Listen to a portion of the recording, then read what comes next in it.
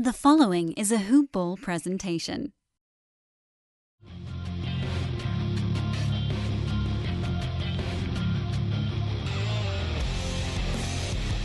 Welcome to the Fantasy NBA Today podcast.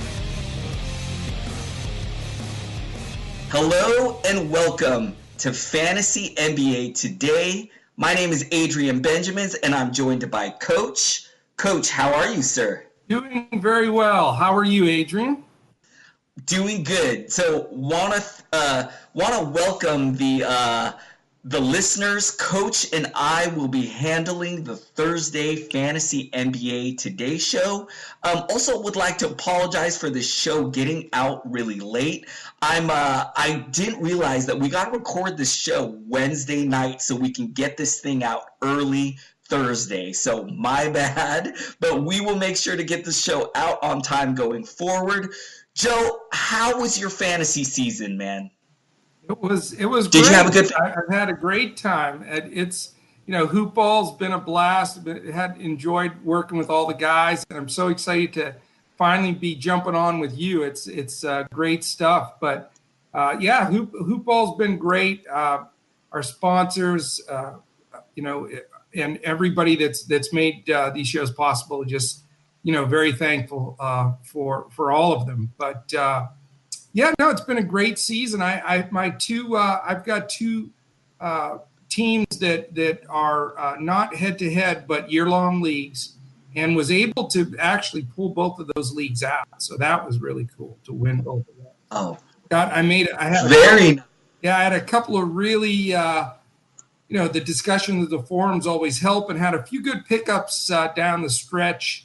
That DeLon Wright and a few guys like that made a Christian Wood. They made a big impact and was able to eke some of those out. But those were great. My dynasty league was sort of the other end of the spectrum. I had my team was called Fear the Beard for about the last 4 years. I've had him for a long time, and I decided that I wasn't going anywhere, so I was going to shake it up. And what a year to trade James Harden. Good Lord. I mean, his stats are crazy, but I traded him for Luka and a bunch of draft picks and renamed the team Luka FC. So it all sounded good, man, but I finished 9th out of 10. You're a rebuilding team, right? That's great. You probably got a nice draft pick for next year. Maybe you got a shot at Zion Williamson for next season. So that's great. Man, I play in quite a few dynasty leagues, and in all of my dynasty leagues, some of them are deep too. One of them's a 30 team and one of them's 24 team. And in both leagues, I'm like rebuilding. And I purposely kind of tanked in them because I know I know I had no shot, and I wanted to get a really high draft pick. So I'm really excited for the lottery coming up in my dynasty leagues, because I got my fingers crossed I can land the number 1 pick and maybe get Zion Williamson. So I don't know, man. But anyways, so Coach, I wanted to get your thoughts. This may be a little late. It's probably already been talked about a lot, especially on Fantasy NBA Today. But we saw Boogie Cousins go down with a torn quad. Really interesting injury. I've never even seen it before, to be honest with you. Boogie has had a ruptured Achilles last year. He was a do not draft guy for me. I was really scared. Played really well when he came back. Exceeded my expectations. What do you think about him for next season? Are you staying away from him? I was really optimistic when they said he doesn't need surgery, just a couple months off and he could return. That's very optimistic. Is he a guy you're staying away from, or are you okay with drafting him next year? How do you feel about Boogie Cousins? Well, the main thing with Boogie to me is even beyond the injuries is which team does he end up with? I mean, he's where he signs is going to be really, the most important thing.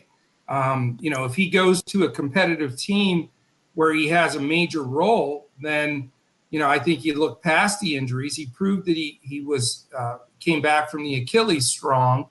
And then this quad tear, from what I've read, he should be ready to roll full speed, come beginning of next year. So, I would say more so than anything with Boogie is keep an eye on where he ends up, because that to me, is everything. I mean, if he ends up with a really bad team just looking for a big payday, that's a big red flag.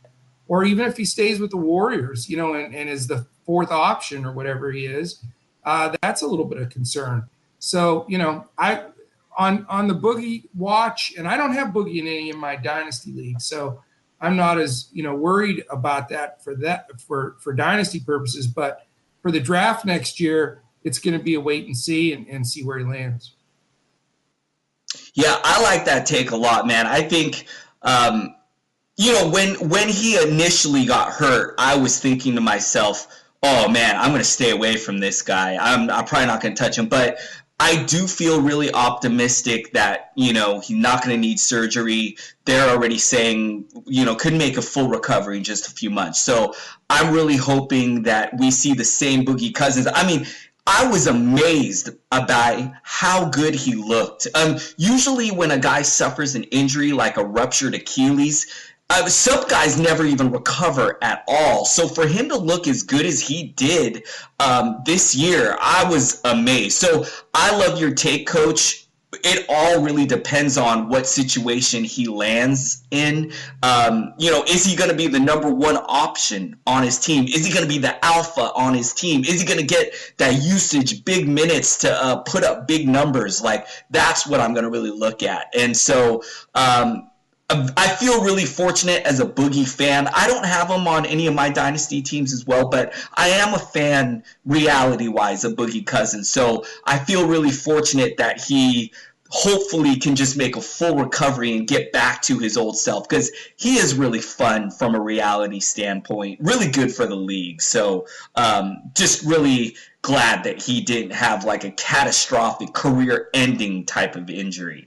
All right, Coach, one other thing I wanted to talk about, man. This playoffs, I have been really looking forward to this playoffs.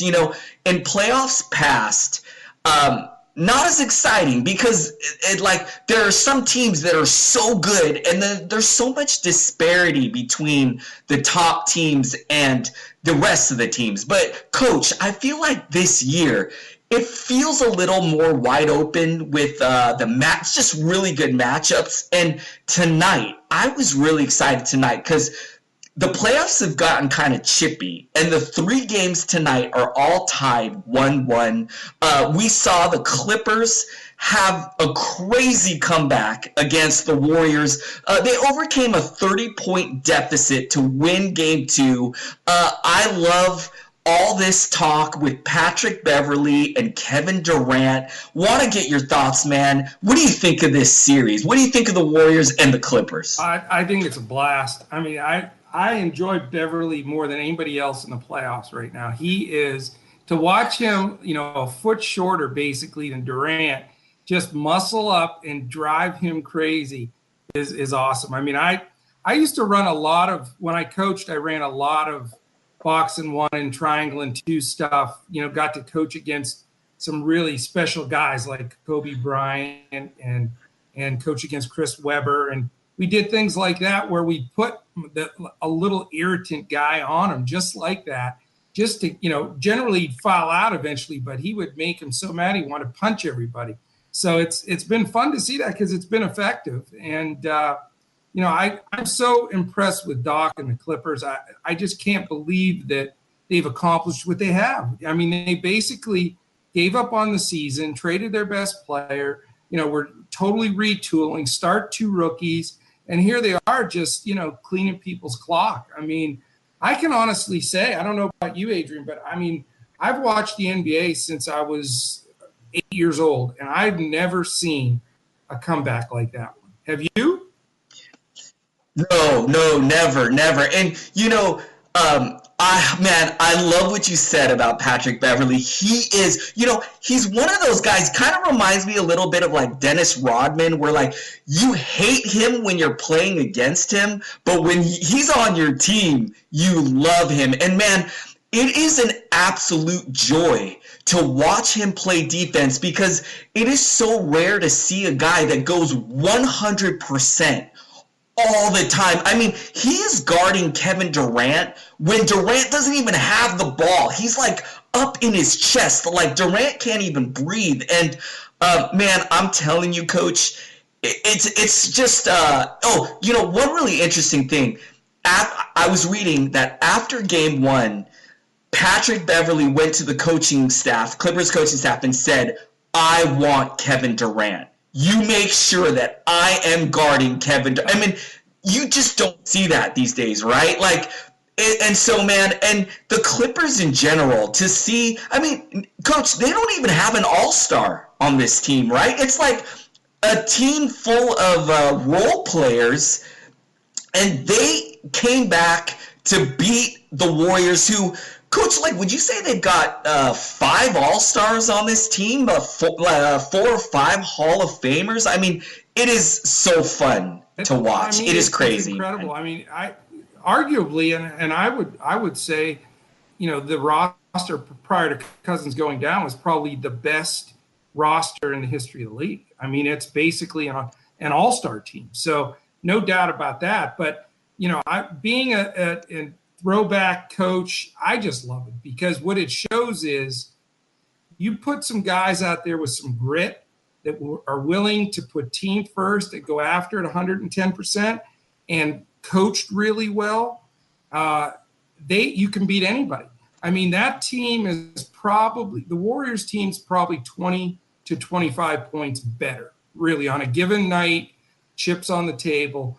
But, you get a great coach pushing the right buttons. Beverly, his leadership, the way he's playing, those young guys, Shea and Shamet, and all the young guys are watching and learning from that and stepping it out. Shamet hit a big 3 down the stretch of that game too, and he's a rookie. So I just love what Doc's doing there. I love the old school coaching, and that's how he played. I remember watching Doc with the Hawks. He was just like that, up in everybody's grill, hit the big shot, never stopped talking, smack the whole time.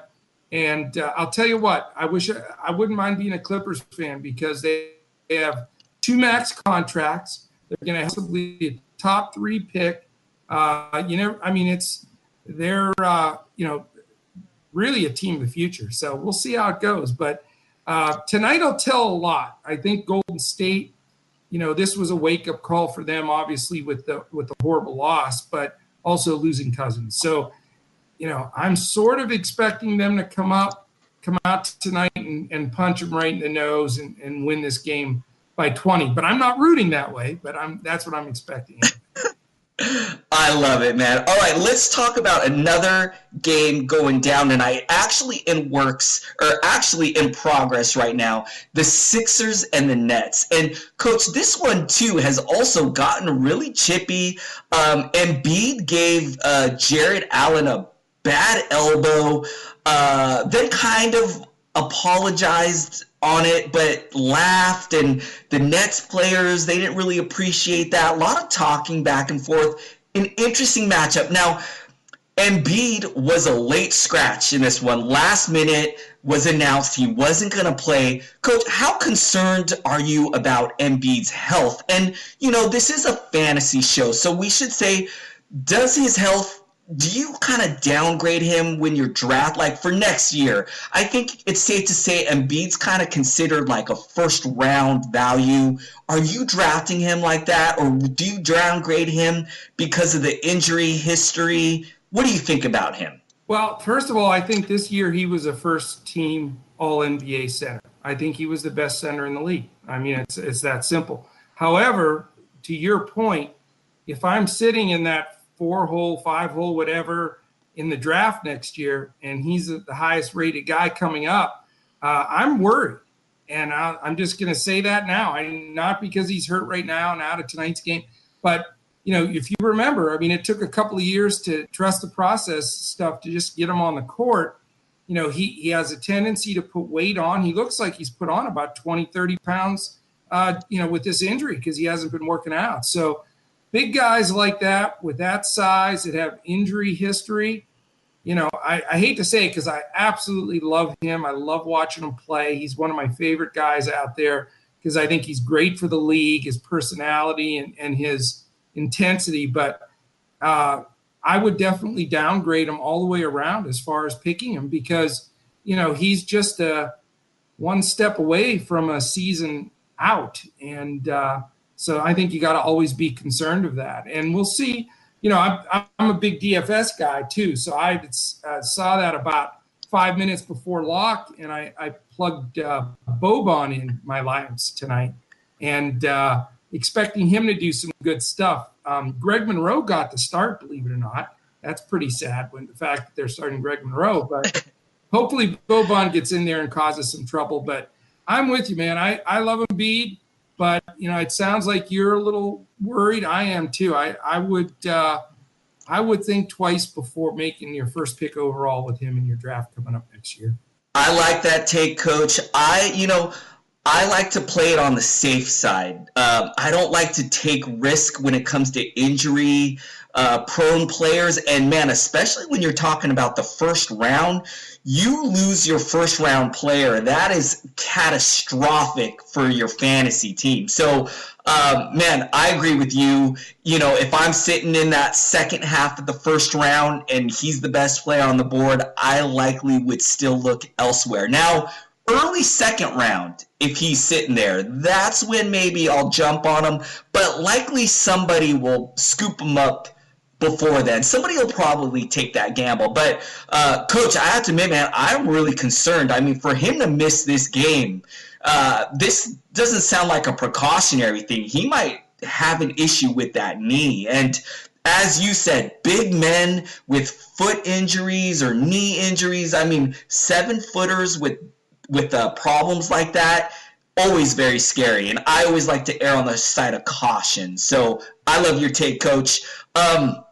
All right, so the other thing I want to talk about, one more game here tonight, another series tied 1-1, the Nuggets and the Spurs, man.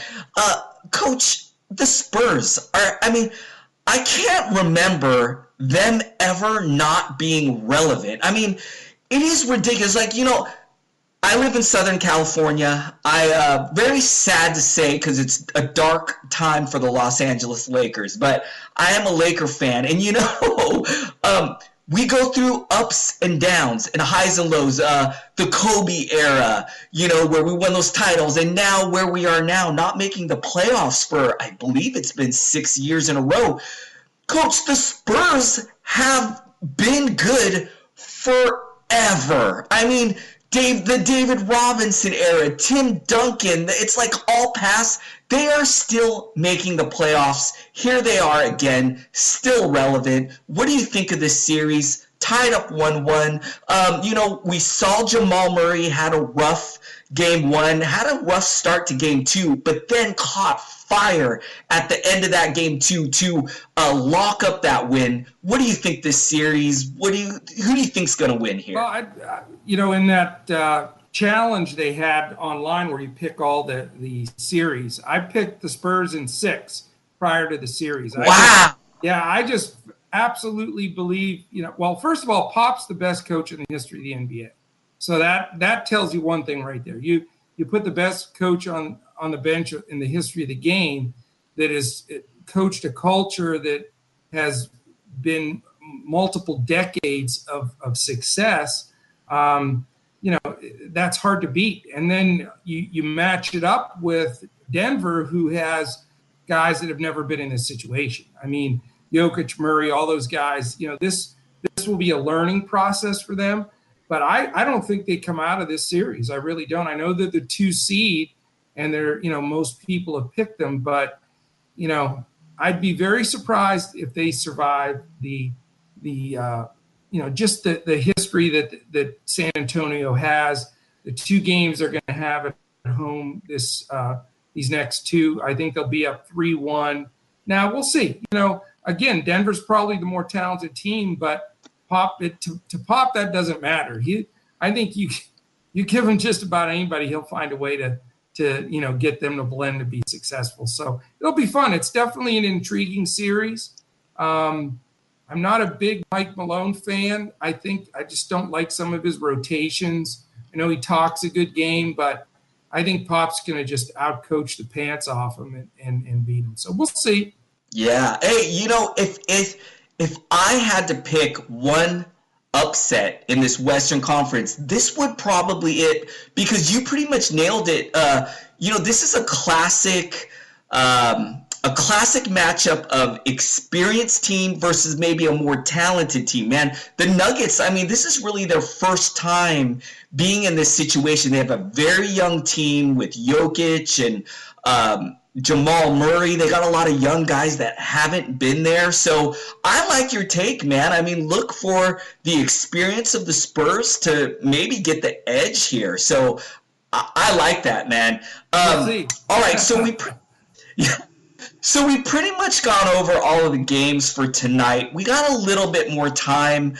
I was going to save this topic for another show, but since we got about 10 minutes, I want to talk some fantasy awards with you. And I want to start at the MVP. So a lot of websites mostly have James Harden as the MVP for this season. Would you agree with that? Is he your fantasy MVP of this year? I know you mentioned earlier you do have him on one of your teams, led you to a title this year, so you probably are kind of feeling that that's right. What are your thoughts on the fantasy MVP? Actually, I traded him on the dynasty team that collapsed and went to 9th, so I had to suffer I suffered the bad side of that trade, but I mean, until you don't have him putting those stats on your roster, you don't realize what an incredible guy he is. I think it comes down to the fact of just the real MVP race as well, Harden and Antetokounmpo. So, but I think it's Harden. I mean, there's just what the guy did. I don't think, and I've been arguing about this for weeks now with my son, who thinks Giannis is the MVP, hands down. And I know, when you look at the polls and what's going on, it sounds like he's going to win it.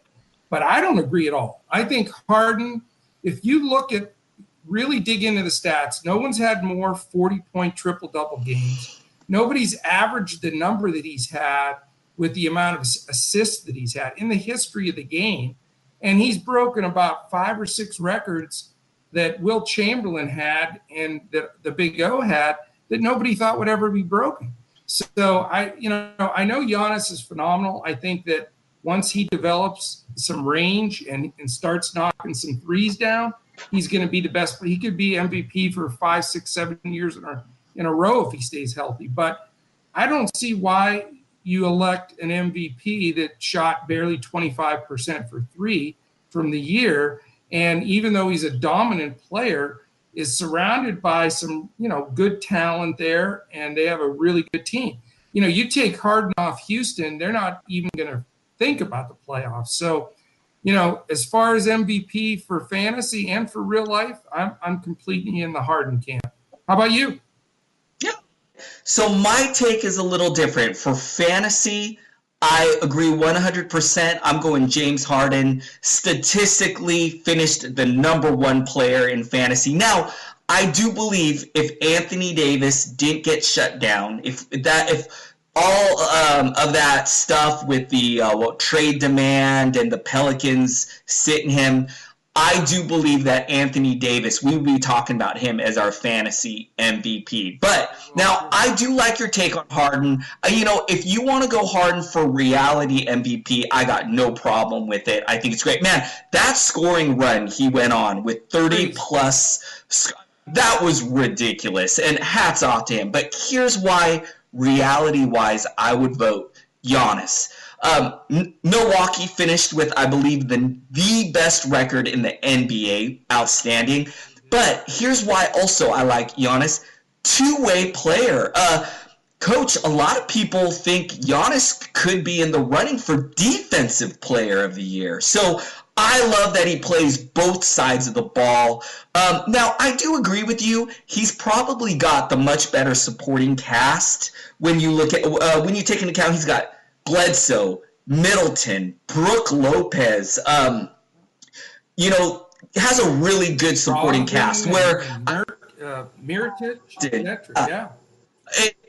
If you took Giannis off the Bucks, I think they could survive a lot better than if you took Harden off the Rockets. So I do like your take there, but I'm giving Giannis the slight edge only because a better two-way player, and the Bucks finished with the best record in the NBA. Which, I mean, if you would have told me at the beginning of the season the Bucks would have the best record in the NBA, I would have said no possible way. So that's why I'm giving the edge to Giannis, but if you want to go Harden, completely understandable. Definitely, those are the two guys that I think agree 100%. You got it. And Giannis, you can't be a better guy than Giannis. I mean, what a great ambassador for the league going forward. I'm very happy to see the fact that he's really coming into his own because he seems like a great guy.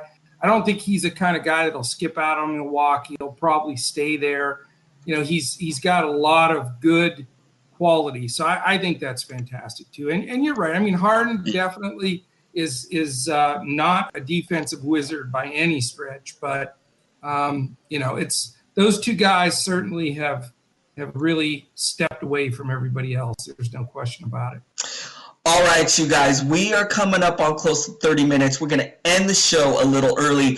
Coach, normally I think we're going to try to go longer, maybe closer to like the 45 minute mark. But this is our first show of the offseason.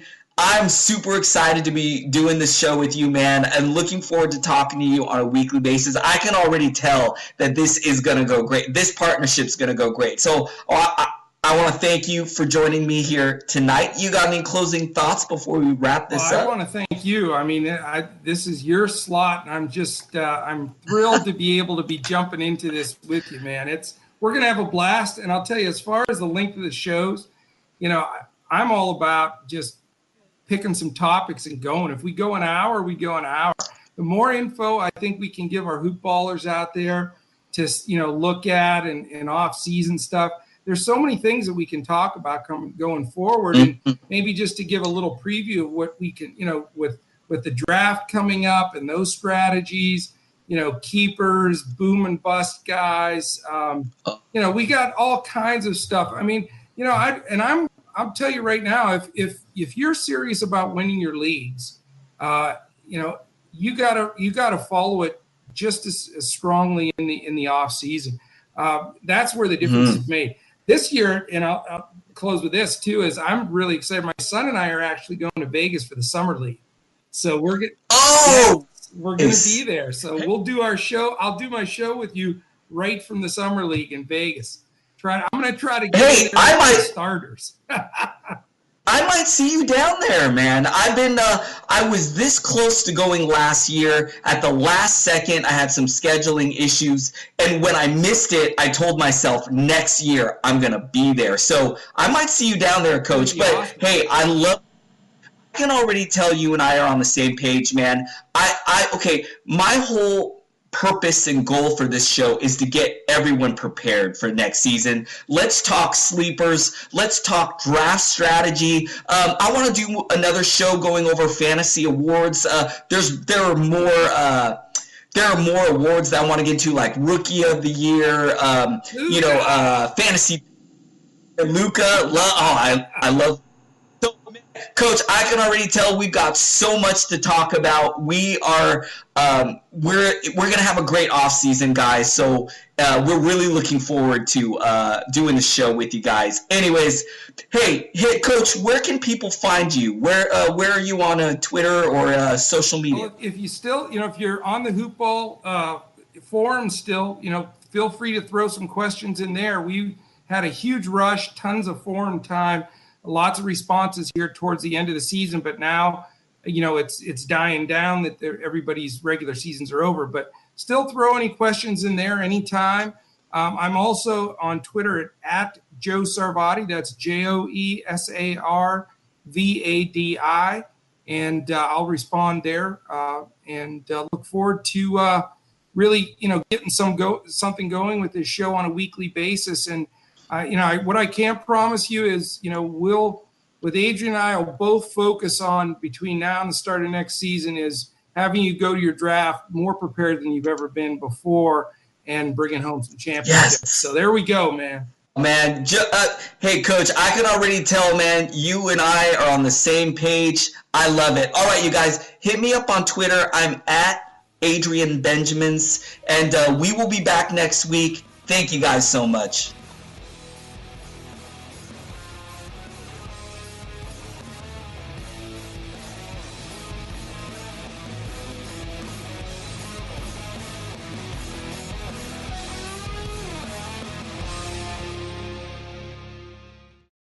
This has been a Hoop Ball presentation.